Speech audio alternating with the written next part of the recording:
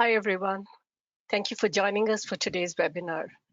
I'm Dr. Nalini Ranjit. I'm an associate professor in health promotion and behavioral sciences at the UTHealth Houston School of Public Health in Austin. And I'm affiliated with Michael and Susan Dell Center for Healthy Living. The center, which is hosting today's webinar, has a vision of healthy children in a healthy world and a mission to advance health and healthy living for children and families through early and impactful interventions. Next slide, Jayna.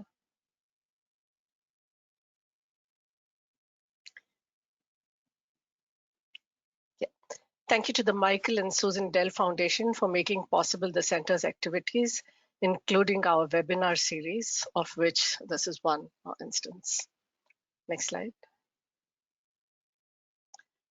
Information about our center's work and resources can be found online. Please scan the QR code on your screen if you'd like to access our health resources.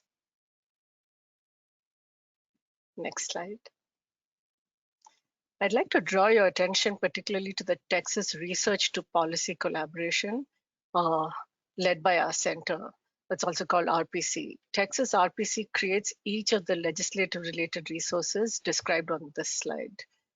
Again, scan the QR code if you want to learn more about this.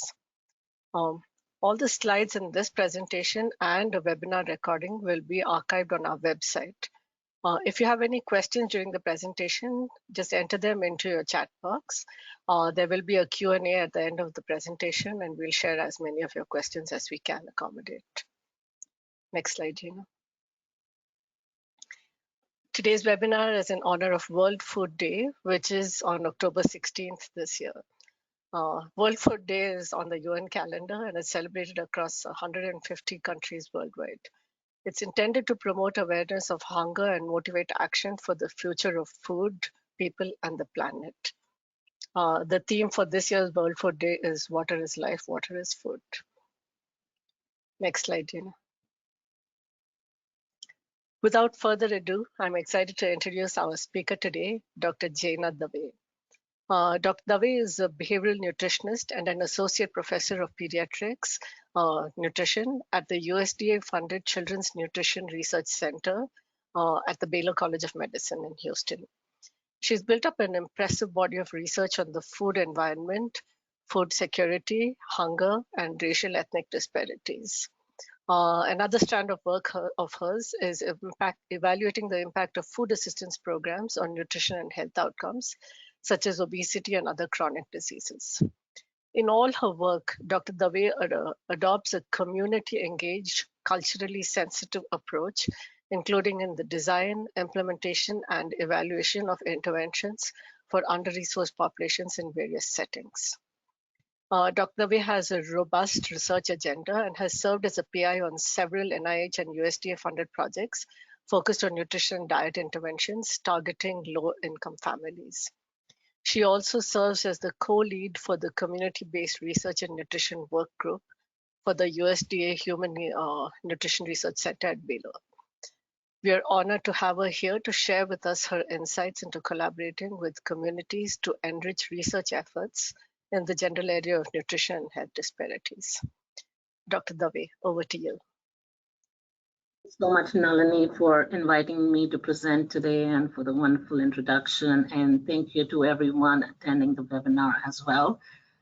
Before I really jump into the topic for today, I just thought I'll talk a little bit about myself and how I have got into doing community engaged kind of research.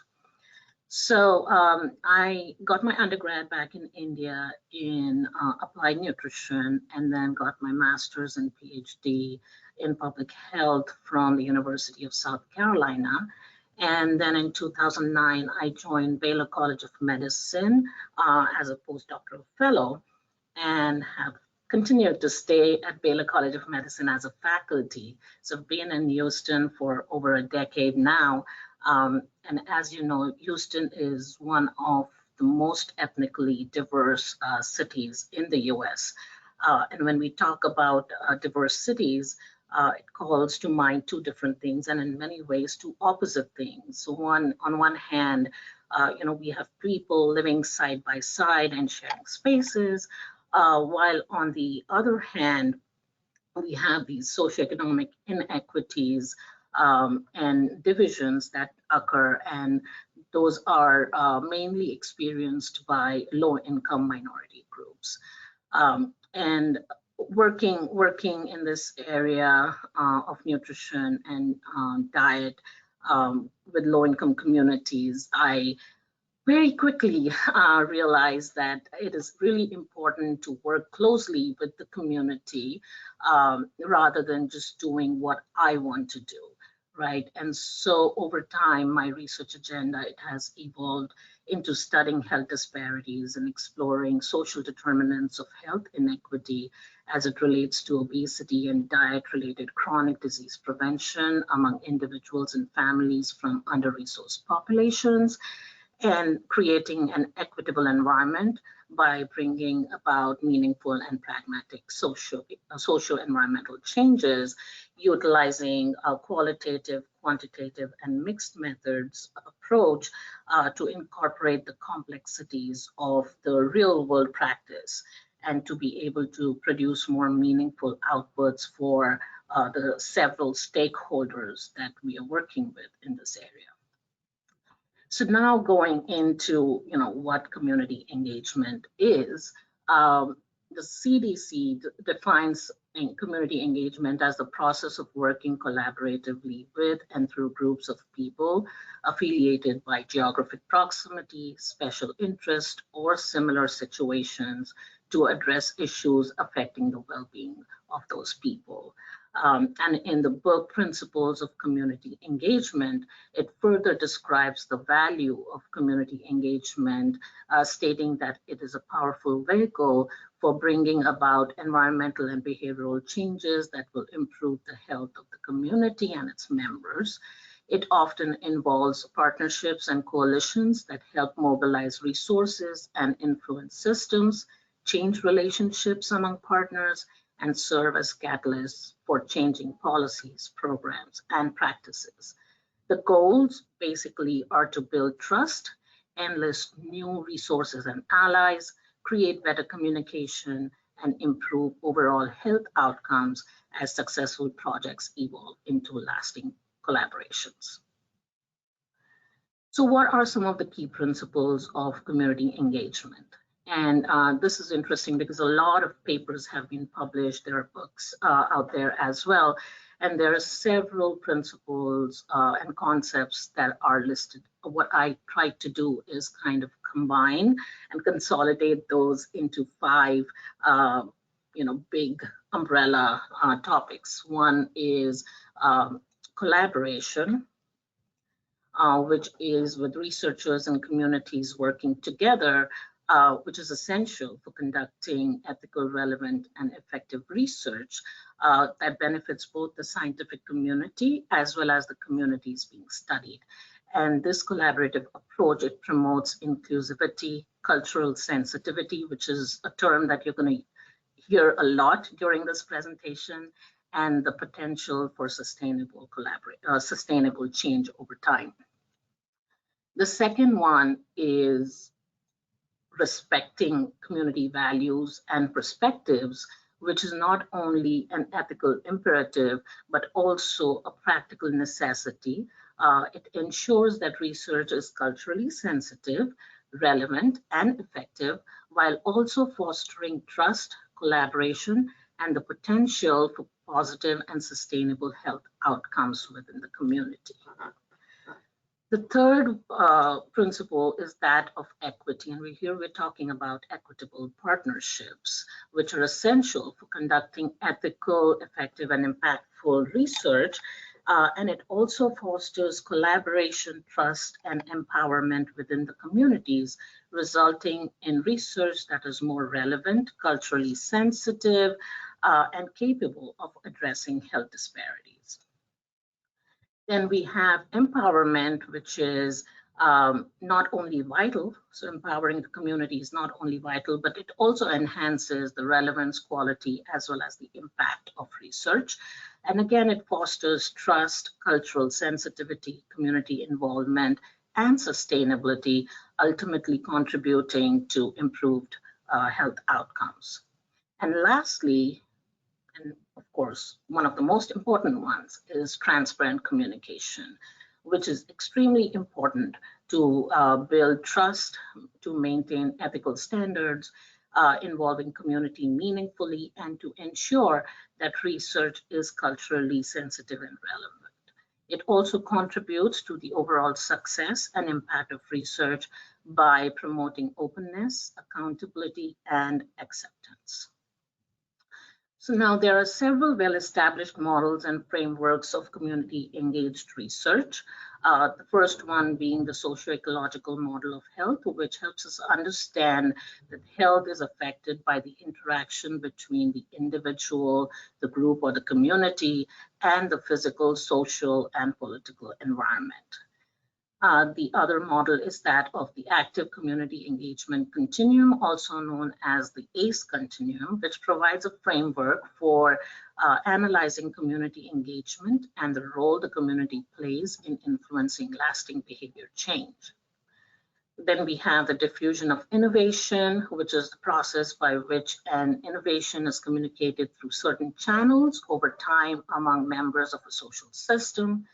And lastly, we have community-based participatory research, which a lot of us have used or heard about in the past, where all collaborators respect the strengths that each bring to partnerships, and the community participates fully in all aspects of the research process. Now, these are just some well-established models and frameworks of community engagement, but there are some other models such as the participatory action research and practice-based research models, and there are some others too. However, it really depends on the goal of your project and the community needs as to which one would be most suitable for your project. So community engagement really, it is a continuum that you look at. If you look at the leftmost side, it's, there is community targeted research where there is no involvement of the community in selecting a research topic. So you basically select a research topic, you write a grant, get funded, and start doing the study. And then you get some assistance from the community for recruitment and dissemination and such. Then you have community-based research where you get community input as to what topic you want to work on, and then they may be involved in different aspects of research, but they are not involved right from the beginning all the way to the end of the research project. And then finally, you have the community-driven research, which involves the community throughout the entire research process. There's shared power and decision-making. The focus area for research is generated by the community, and again, as I said, it really depends on the goal of your study and community needs as to which of these you would use for your research. And there's nothing, if you're not using community-driven research, it's not that you are not doing the best thing out there. It really depends on the goal for your research. Okay, so why nutrition? Well, one, I'm a nutritionist, and that's what I research on. But community-engaged research in the context of nutrition is vital for addressing complex nutritional challenges, promoting healthy dietary practices, understanding local dietary practices and cultural factors, reducing disparities, and improving overall public health and community well-being.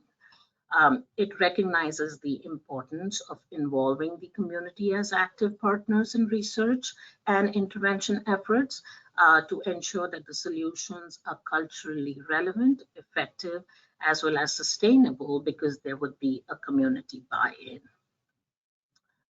So when it comes to nutrition, diet and nutrition, the different research methodologies that can be used are, one is the surveys, which can be done to collect dietary data, as well as to get some community feedback.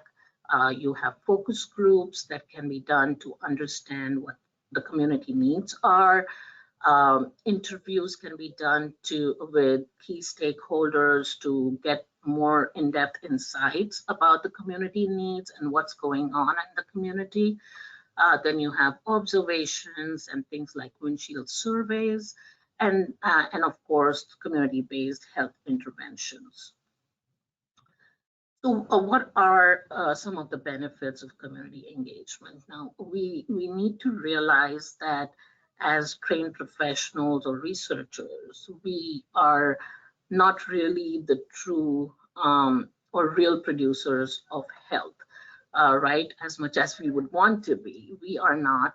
It is the individual, the family, and the community that are the real producers of health. And that's one of the reasons that we really need to engage them and empower them to be able to own their own problems and solutions to those problems as well. So there will be increased relevance. Community involvement ensures research is aligned with local needs. There'll be enhanced trust, which is crucial for successful research partnerships. You would get diverse perspectives working with the community, as well as the interventions most likely would be more sustainable than otherwise. It comes with its own challenges too. For example, time and resource constraint. This could be a big challenge, especially in the world where we have to submit grants, regularly and they have their deadlines. But while, when you are really looking at community engagement, you need to build that relationship and trust, and building relationship and trust takes time and resources. And so you have to give enough time if you're thinking of just connecting with a community organization that you haven't really worked with earlier and say that, hey, you know what, I want to submit a grant in November with you, and I want these things. It probably is not going to work. You're going to have to wait for a while, build that relationship, build that trust with that organization, and then try to submit a grant, which probably will be more successful. Even if it gets funded, to implement that project would be much easier.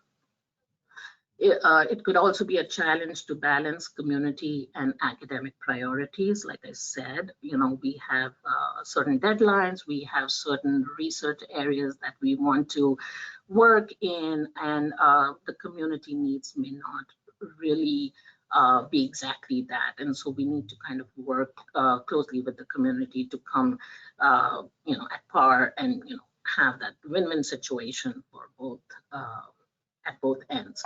And then it could be challenging to engage and maintain community involvement over time, which again, you have to work closely with them.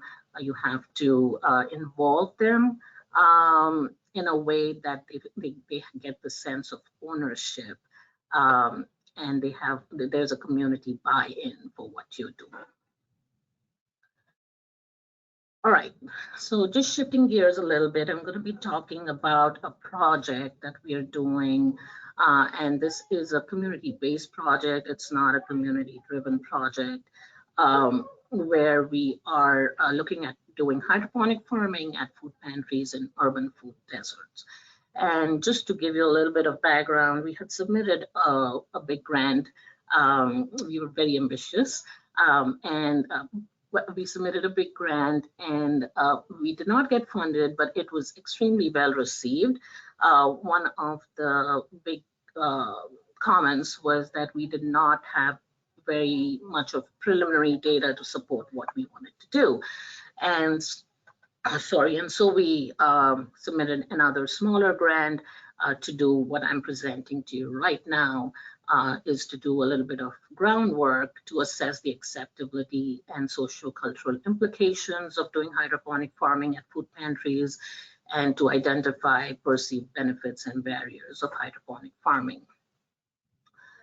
So when we talk about food deserts, which all of us, we are aware of what food deserts are, they're mostly found in low-income neighborhoods where local people have limited access to affordable and nutritious foods because of the lack of big supermarkets or fresh food suppliers, right? And this reduced availability also for fresh produce in food deserts increases the reliance on processed shelf-stable foods available in convenience stores and bodegas. And especially for residents who don't have private transportation or convenient access to public transit, they can only choose what's available in their neighborhood, which oftentimes is the less healthy options. And this kind of food system structure, it curtails the individual's food choices that continue to contribute to disparities in critical health outcomes unless access to healthy food increases. And that's what we are kind of aiming at here.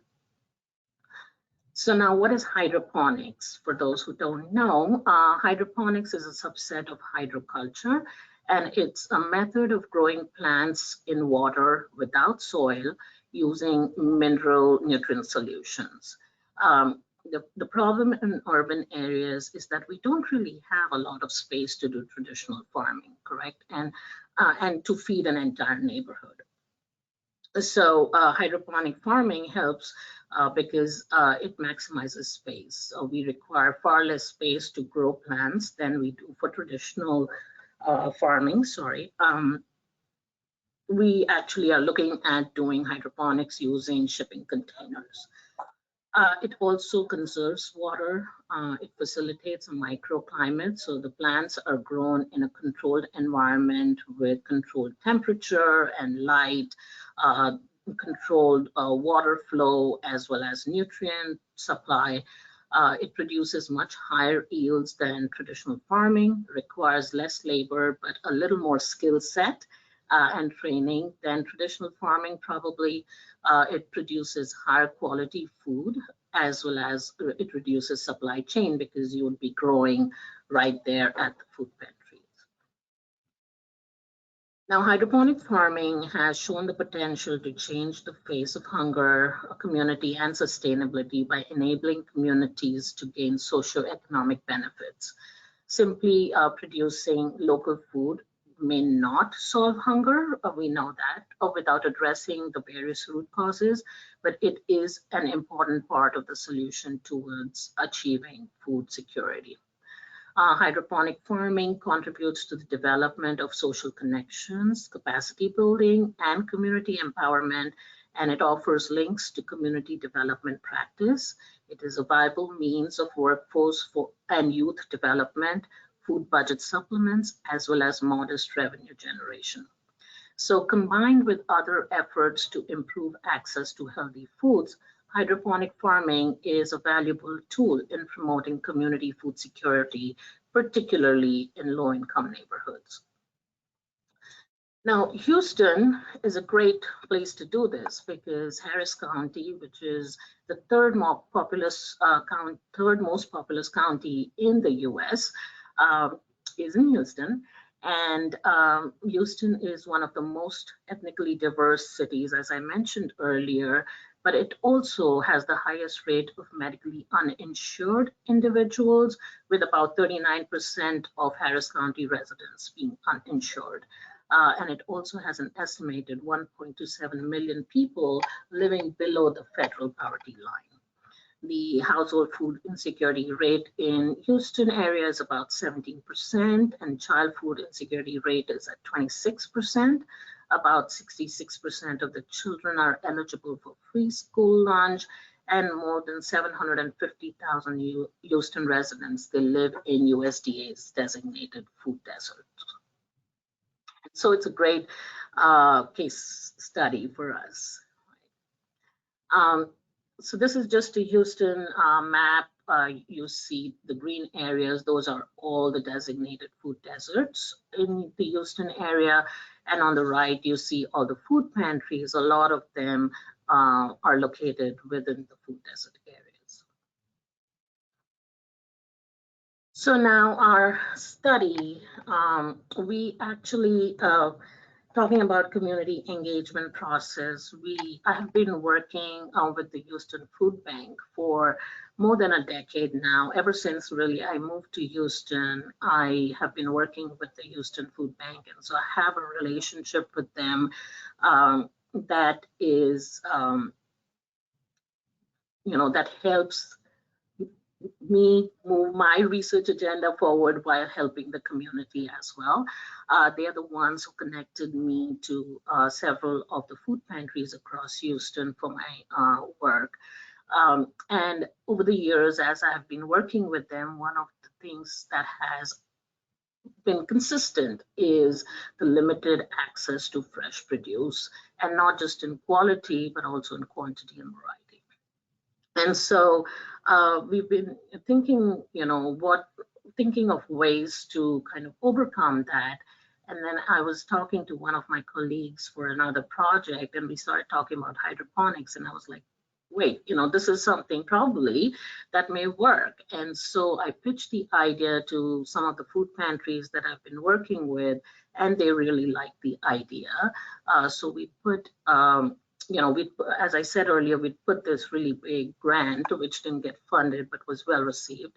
So we submitted a smaller grant and it got funded, but it got funded during the COVID time, which was not that great. So we had to kind of tweak, some of the procedures and activities that we were going to do for the project, but all is well. We got key community members together. We spoke with them, got their inputs.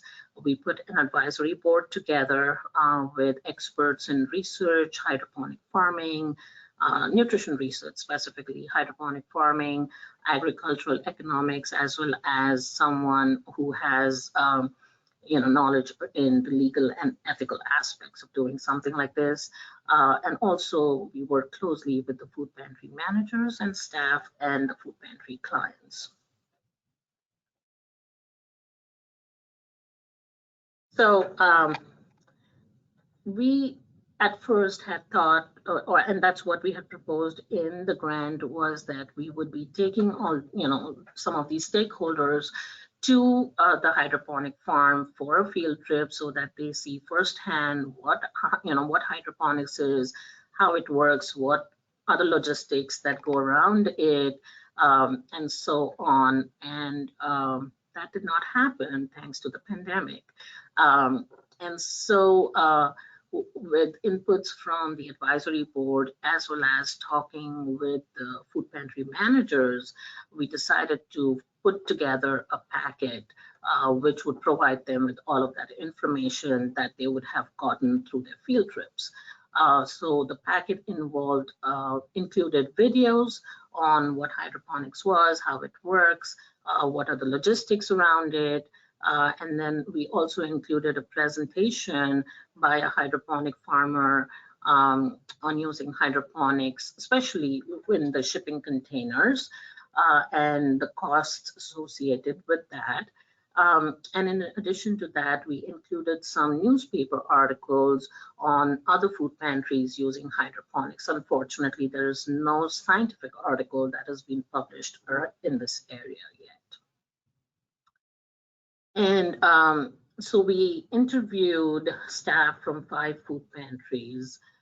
And again, these interviews were going to be in-person, face-to-face interviews, but we had to do it over Zoom. And so we digitally recorded the Zoom interviews and went through the whole transcription process, and then coded those interviews to identify the important concepts and themes. So the first theme that came up was that of availability and accessibility of food, where they spoke about food shortages, being in a food desert and other grocery stores. And these are just some of the quotes by the food pantry staff members. It's us, it's Kroger, it's corner stores. You don't get the first HEB, which is one of the big grocery stores in Texas, for another 5 miles, I would say. We are the only food pantry in a 5-block radius, so we get a lot of that clientele. All of the communities that we are established to serve are located in food deserts. Theme that came up was around produce procurement, and they spoke about partnerships with the food bank, grocery stores, local farmers, restaurants, private businesses, and donations, and having to occasionally purchase produce. One of them said our main source has been the food bank.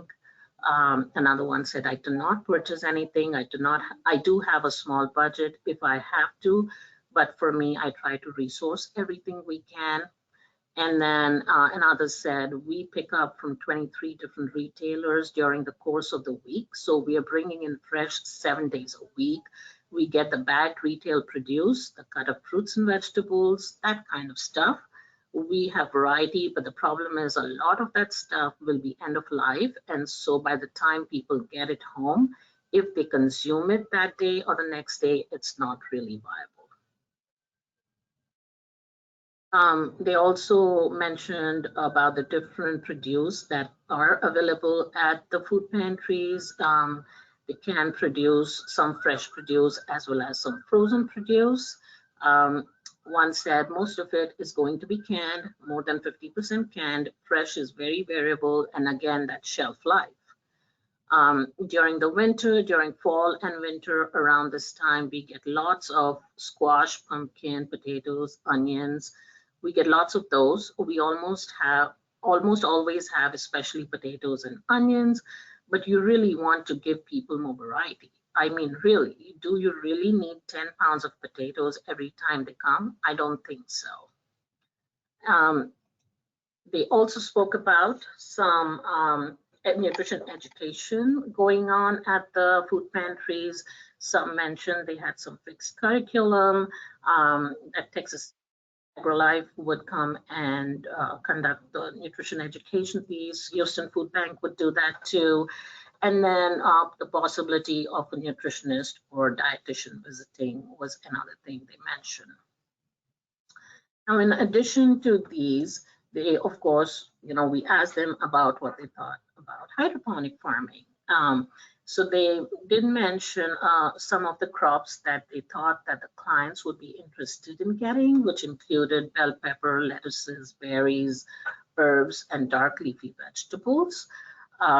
And overall, they had a very positive attitude towards having a hydroponic farm at the food pantry.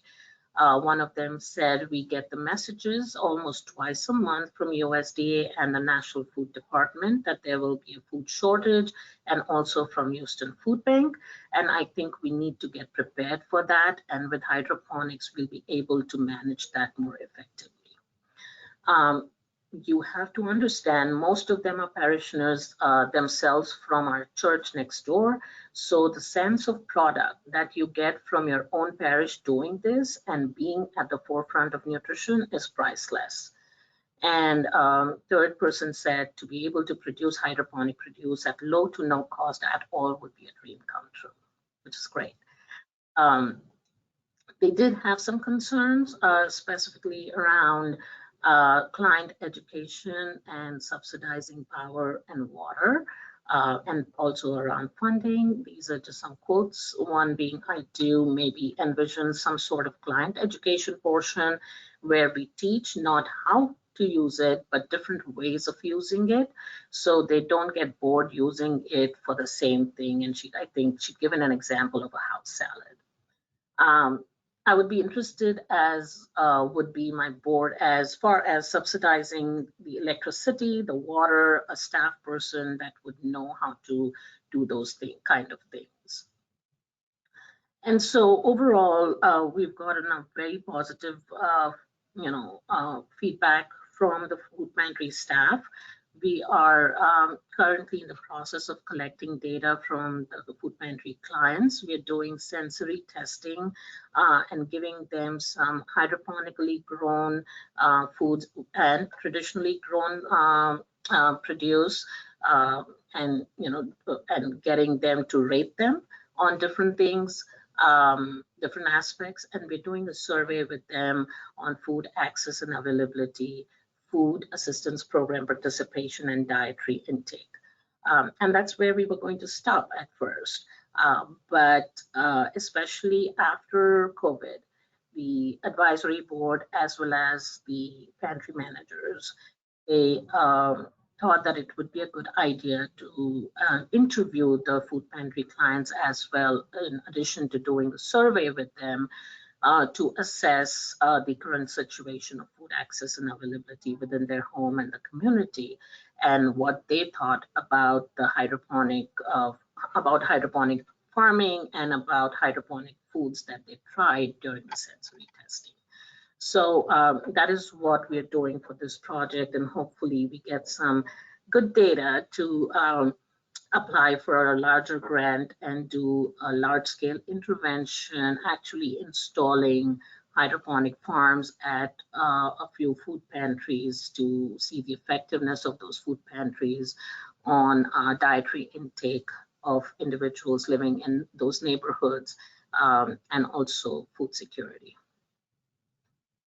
So not just from our project, but in general, I think community engaged research, it benefits both the researchers and the community. The researchers, they benefit from community engagement as it facilitates the development of a more robust and impactful, as well as culturally sensitive community interventions, fostering collaborations, boosting the participation, and getting data of better quality, hopefully because of the community buy-in. It also strengthens the trust and acceptance within the community, with all of which then eventually enhances the validity of the research findings that we get. And for the community, active engagement really enables them to help develop the interventions that are pertinent and culturally appropriate. Their involvement also empowers, involvement in with research. It also empowers them and instills this sense of ownership, which helps with capacity building as well as sustainability of the project over time. And overall, collectively, it helps to enhance equity and accountability, and also enhance the policy and practice impacts. So to end, I just wanted to say that it is really important to form strong and lasting partnerships with community organizations and leaders, and focus on cultural sensitivity and awareness, especially when working with diverse communities, which in Houston, we have to, since we have so many ethnic groups in Houston, you have to be flexible and cognizant of communities' needs and wants, and not just the needs and wants. You also have to be flexible with timings. Like I said, you just have to plan around, what community needs, and that may take, just trying to figure those things out can take longer than expected. Involve the community in research, ensuring that it is relevant and that they get the ownership for it, and you acknowledge their contributions and recognize the legitimacy of their partnerships. With that, I would like to acknowledge my collaborators, my team members, as well as community partners, the Houston Food Bank and the food pantries, and USDA for funding the project. Thank you very much, and I'll be happy to answer any questions.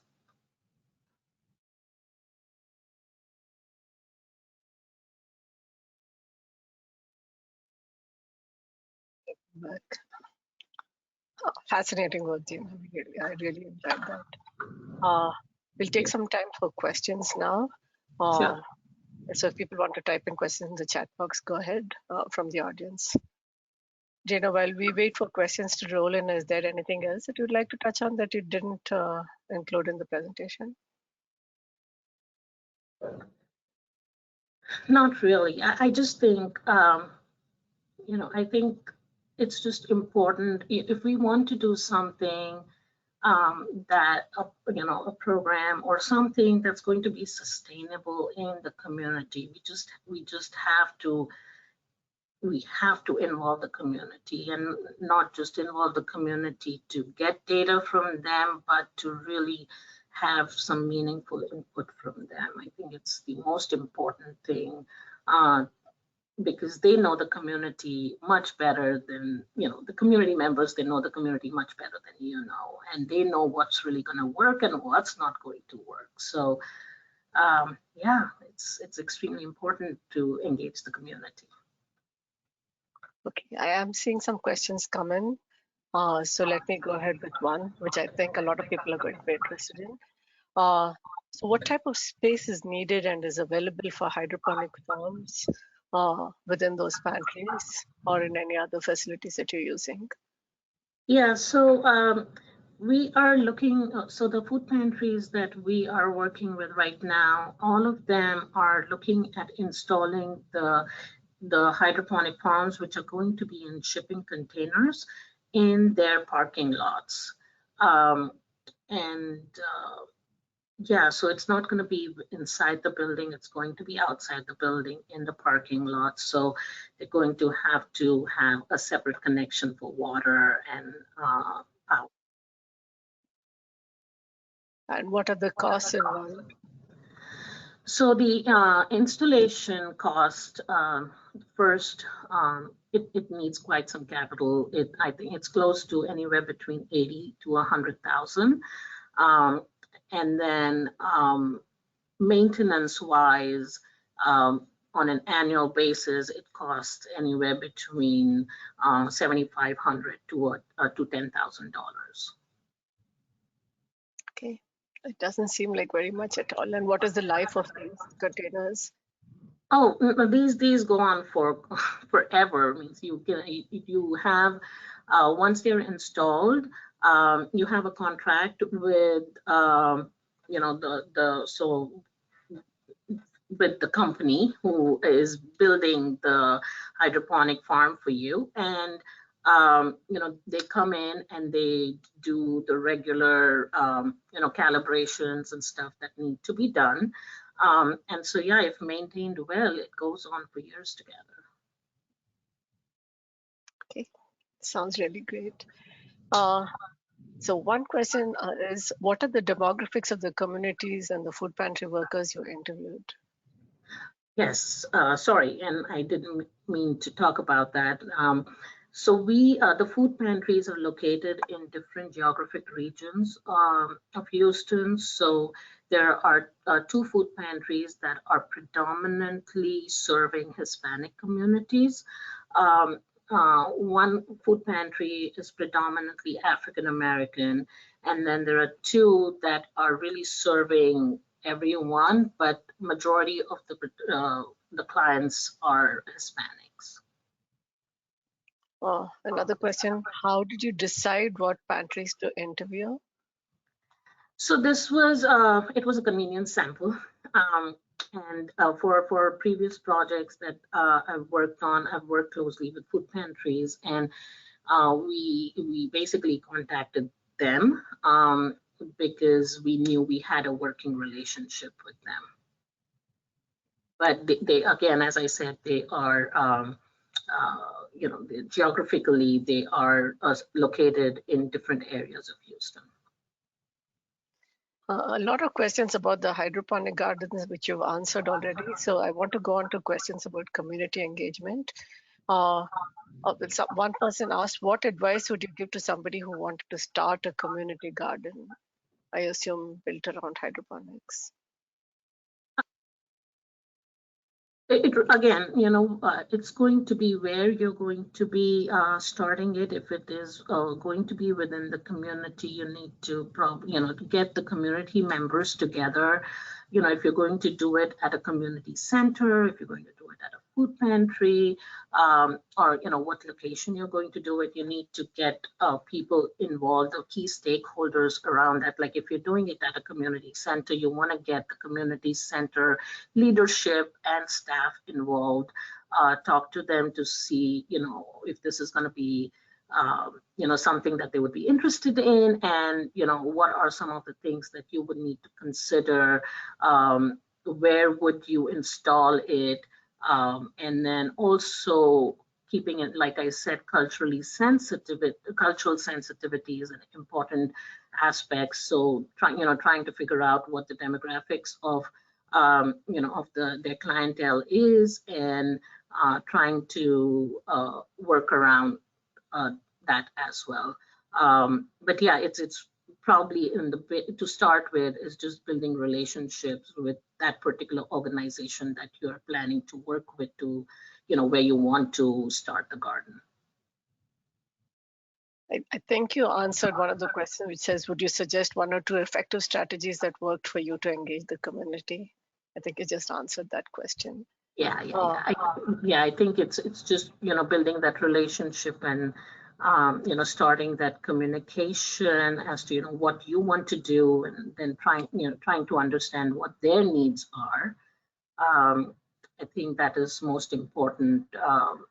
Just at the same, you want to make one of the things I would want to say, when building relationships and trust, is that you want to make sure that you listen to what the community members have to say. You make sure that they feel heard and valued, and what they're saying, they feel that what they're saying is being valued, and I think that really helps.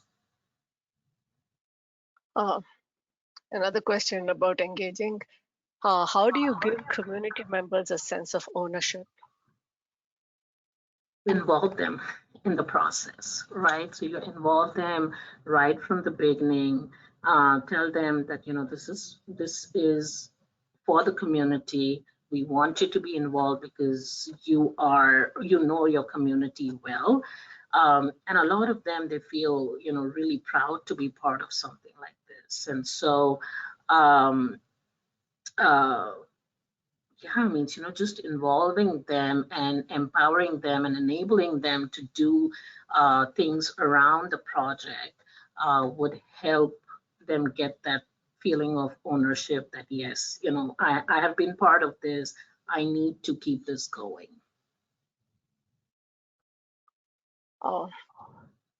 This is a question of mine, actually. So researcher-initiated innovations, even community-engaged ones, often have the potential to disrupt existing community structures. So have you had any experience with projects where different stakeholders had competing interests? And in those cases, how do you deal with conflict? Yeah, no, I personally haven't had that issue. I've been lucky around that. But I think, when we're talking of competing interests between partners, communication is very important. Open communication is very important. And really seeing the big picture is really important. We have our own ideas and perspectives. Different partners will have their own ideas and perspectives, but to make them realize what the final goal is, showing them that big picture and the shared benefits of partnership, I think that probably would help. And if that doesn't help, then get a third party involved who's neutral. Yeah. Well, this one I see as a win-win situation for everybody. I just don't see how anybody could feel left out of this. Yeah, I'm hoping, yeah. Looks like we covered all of our questions. There was one question which you should be able to answer pretty easily. What tool do you use to find the prevalence of children eligible for free school lunch? Well, you have, for school districts, we can easily find from the school districts. You have data, even publicly available data on that. I think on the TEA website you can find some of the data. Sorry, I couldn't get that. On the TEA website, the Texas On the TEA website, yes, they're publicly available data. Yeah. It looks like we covered all our questions. So thank you so much, Jayna. I'm looking forward to hearing more about your project. Thank you. Yeah.